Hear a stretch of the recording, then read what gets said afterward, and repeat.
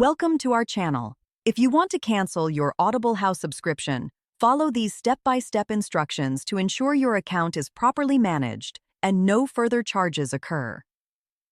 Step 1. Open your web browser and go to the official Audible House website. Log in with your account credentials. Step 2. Click on your profile icon in the top right corner and select Account or Membership from the drop-down menu. Step 3.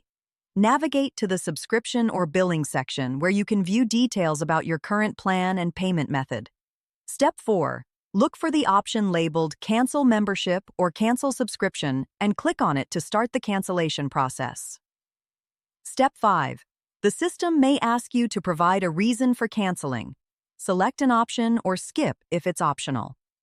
Step 6. Follow all on-screen prompts to confirm the cancellation. Note that your subscription may remain active until the end of the current billing period. Step 7. Check your email for a confirmation message verifying that your subscription has been canceled. Keep this email for reference. Step 8. Log back into your account to confirm that your subscription status shows as canceled or inactive. Don't forget to like this video and subscribe to our channel.